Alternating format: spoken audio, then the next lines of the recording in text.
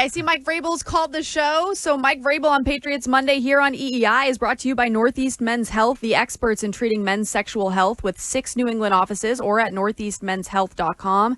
And by John Sewer and Drain Cleaner, the name to know when your drains don't flow. Mike, good morning. Courtney in for Greg, who is on the great island of Nantucket, missing your first appearance on this Patriots That's okay. Monday. I thought he was going to Myrtle Beach and, go down there and play some putt-putt, get some all-you-can-eat seafood. I think we should make this the best show of the year since Greg is gone, and we'll have fun. And then when he comes back, we can go back to whatever. But let's have a good time. I agree. Congratulations on how you started things off on Friday. How impressed were you with your guys? We knew Travion was going to be fast, but that was pretty incredible. Good way to start. I think good way to start. We've really moved on kind of to the next phase and to the next week and to the next challenge. But I really appreciated the players' energy and enthusiasm and excitement and obviously the execution. Mike, I know it's a lot different with the 3 preseason games and trying to keep guys healthy with, practices. What's the one thing that you try to come away from a team perspective and what you're looking at guys in these preseason games?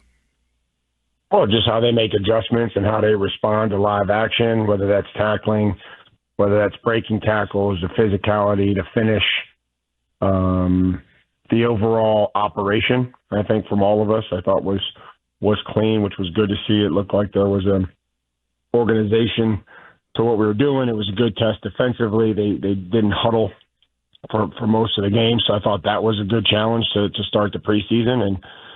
And, substitution, we have guys running out there late on different things, or 12 men on the field, or we didn't have operation penalties. It didn't have to, we got close to one time down there and then, called the timeout, down in the low red. Probably would have gotten a snap off, but just wanted to make sure that things were good there. Yeah, Mike, I had my biggest takeaway watching it was just that it was smooth. I wasn't concerned about, I know you're not going to talk about years before this, but it just felt like there was always something clunky. There was either, a formational issue. There was too many men in the huddle. You had to call timeout. The defense wasn't aligned. I thought for week 1, preseason game number 1, it seemed pretty smooth all around. We're trying to get, a flow to our building and what everybody does and what everybody's responsibilities are each and every day. I feel like there's been a good flow to camp. Have really been blown away by the fans that have come out. I want to thank them. So we just, we've wrapped that up yesterday. It had a lot of people, the entire camp. I thought our players did a great job of interacting with them and engaging them and trying to sign as many autographs. I mean, it's hard after a long practice, but I felt like guys tried to engage and sign for everybody that came out. Mike, we talk pretty much every day after practices and listening to media that is, broadcasting from preseason practice. And it seems like people get too high on your guys or too low on the guys. It seems like they jump to conclusions or they exaggerate what's going on. How much can you mean the media? No. Yeah, I know it's shocking. But how much can you really learn from just a preseason practice? Isn't everybody just trying to figure it out at that point?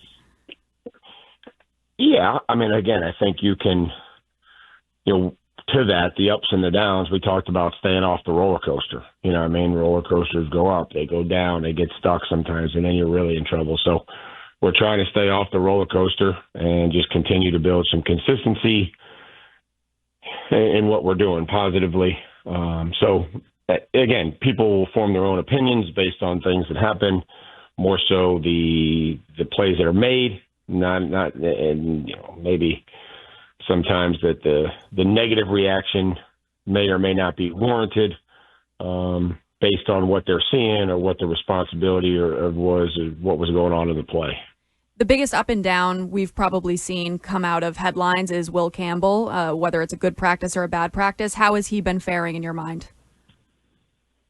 Well, continuing to improve. I thought you saw his play demeanor and style come out in the game. With protection, obviously that's always going to be looked to improve upon. Whether you're taking on a game or you're staying inside out or whatever that may be. So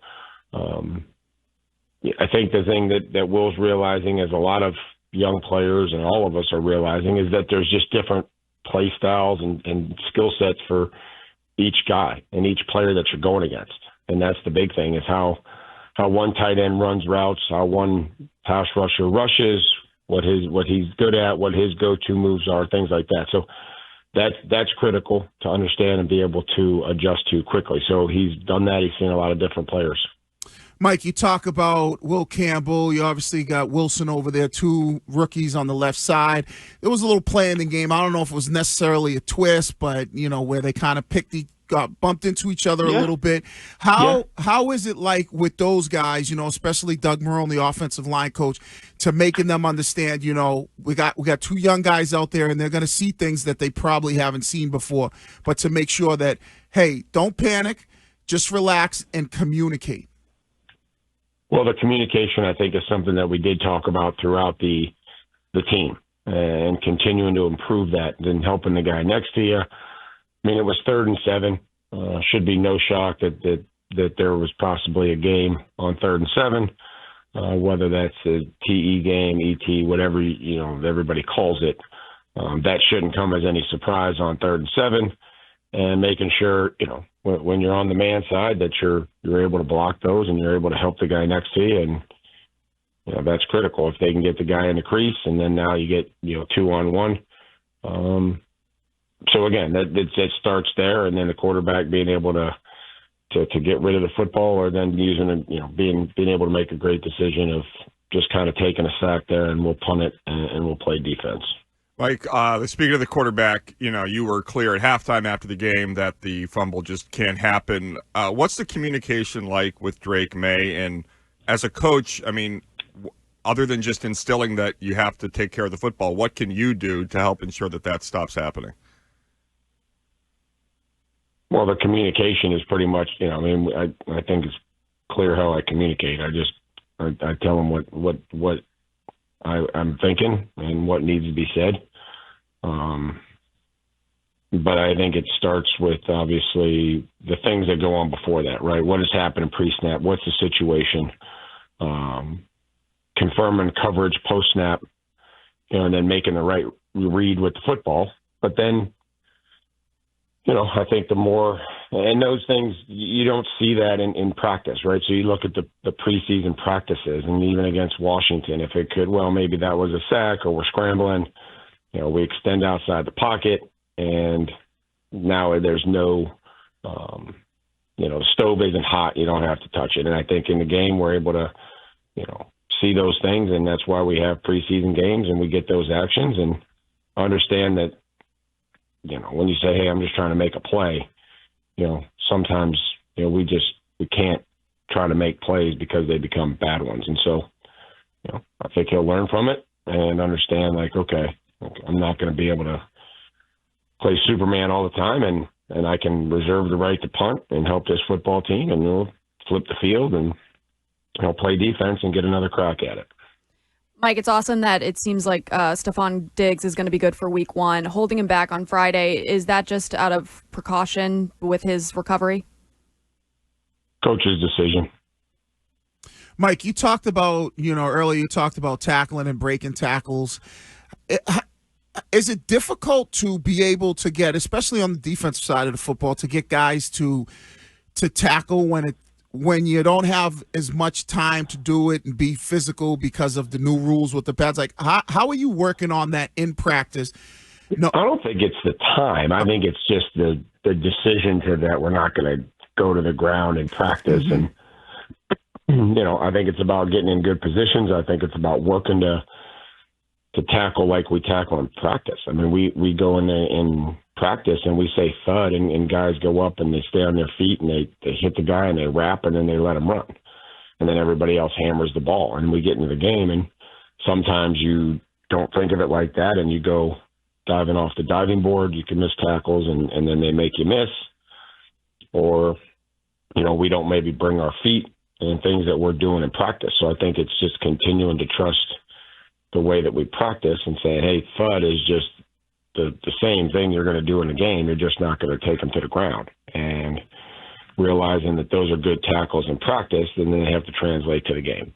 Mike, obviously Brady's been a person and a figure that's been a shadow cast over the organization since he left, now literally with the statue. How did you handle that with your team, and did Tom speak to the team at all when he was in town?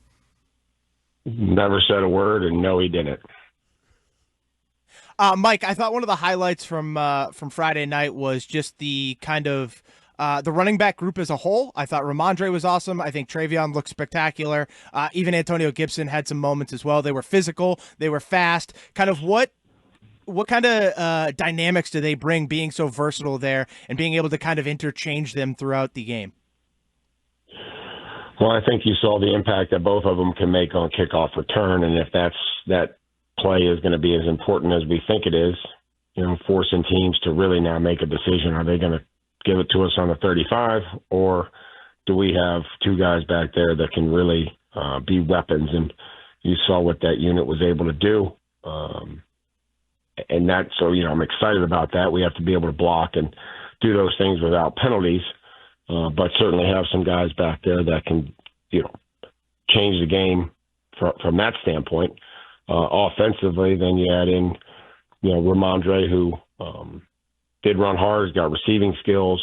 I think they're willing to protect. And, I thought that they got off to a good start with how they ran and their physicality. And, sometimes we're just going to continue to coach and teach and show them all the opportunities where the ball may be in jeopardy.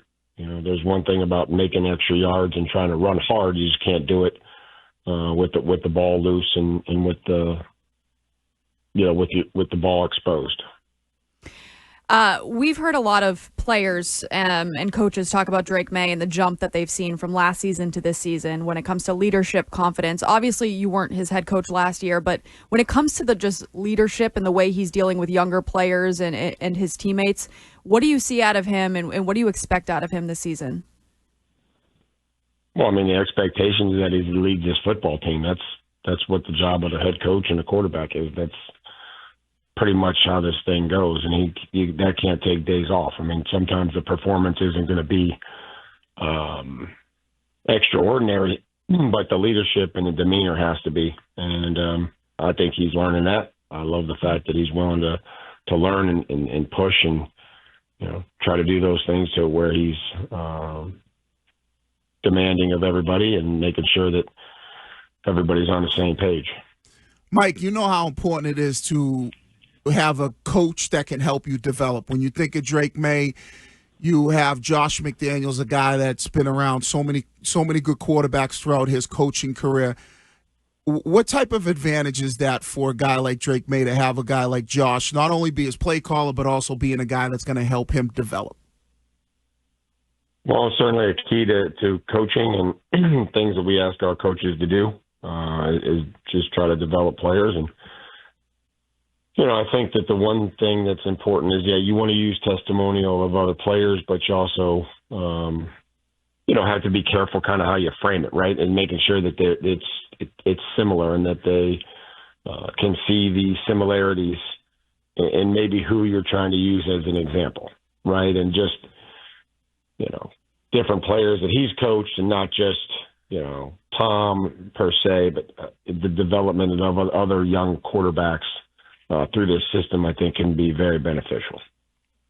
Mike, we've had a lot of talk here about the decision to move on from Joe Milton and how that was part and parcel with giving Drake Maye the runway to be a leader and take ownership of the quarterback room. Can you walk us through your decision-making there and why the organization thought it was best to bring Dobbs in and move on from Joe Milton? Just another coach's decision. Felt like this is what was best for our team, trying to do what's best for the team. Mike, I have to ask because I've only met you once in person and you don't give off soft energy. You give off very energetic, high energy. But there were some reports during training camp that the practices seemed like you were running them soft. When you see something like that written, do you laugh at it because people have no idea what they're talking about? Or what do you say to those people? I think that there's a plan. There's a practice plan. I hope that people could watch the game and not use the word soft when they watch us play. So, I don't know. I mean, you guys just got done, basically throwing a bunch of flowers at our play demeanor and how hard guys ran and how we finished. And, so again, I think that there's a plan to everything. Big week here for us, so looking at 2 practices today, two practices in Minnesota and a game. So it's, a lot of this is by design as far as when we, try to ramp up and in the days before, leading up to pretty unique schedule with the scrimmage on Friday. And then Washington coming in, right? There's a day off that you have to give them every 7 days. And then wanted to try to have them tuned up and ready to go for Washington. So some of those walkthrough days, where we're still trying to get a bunch of plays in and split the teams up and everybody's working. They only work if we get something out of them. And if I felt like they weren't taking advantage of them, then we would have to adjust the schedule. That was my conversation with the players. So I felt like they did exactly what I needed them to do in those days. And then when the other days we worked, then I felt like we've been working. And did you not see him jump in the middle of the fray there? I never said he was soft. I think he's as hard as they come. I think Greg said it. No, might want to be careful. You're getting a little old there, buddy. Might want to be careful jumping in with some of them young kids. Well, just because you'd be back in the back, hiding. I'd be back pulling You'd people be back out. in the back hiding. Yep. Run to the roar. Some guys run into the fire, other guys stand back there and wait for people to put it out. That's it. You got to have the guys with the hoses, right? So, Mike, when you start to kind of look at the culture that you're trying to create, the culture that you're building, this is not your first rodeo, right? And so our expectations of you as a coach are very high because of what we've seen you do in the past. I know it's, you put expectations on yourself, but when you come into this season, what's your mindset for you? Is there an expectation that you set? Are you looking at it all right, I got this pressure on me because, you always want to be great. What's your mindset of coaching this team, your second go round as a head coach in the National Football League? I think it's just figuring out what this organization needs and what this team needs each and every day, and then help to accomplish that and help the people that we have here, how I can help them do their job better, and figuring out what that is and having a great pulse of the team and what we need and how we need to prepare to win each and every week, what that looks like. Well, Mike, thanks so much for calling. I'm excited for this season. We're hoping to get back down to Gillette, do these in person again. I don't know where you stand on that, if you like that, if you'd rather call in. I think this works out perfectly. I'm watching film right here, and I'm in our office, so this is lovely. Can you grade the Brady statue? I gave it a B. Curtis, would you give it a C minus? C. Yeah.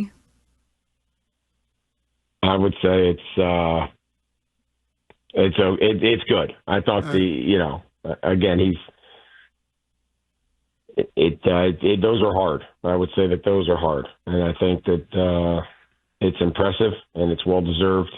And so now you'd have to change it up. You'd have to have some sunglasses on and some fancy shirt if they did that now, and they made a statue of him now. So. Yeah. I think it was a very good representation of Tom coming off the field. It was a little pudgy, but he could have been. He looked handsome. His face was handsome. His face looked good. Yeah, face looked good. It's all Corny cares about. Yeah, it's true. It's honestly very true.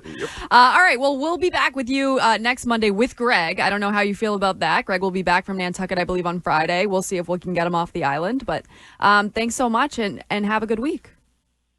Okay, guys. Thank you. And that conversation with the coach is brought to you by Cross Insurance. Cross Insurance, official insurance broker of the New England Patriots. We're going to take a quick break. We'll be right back to get your thoughts on Mike Vrabel.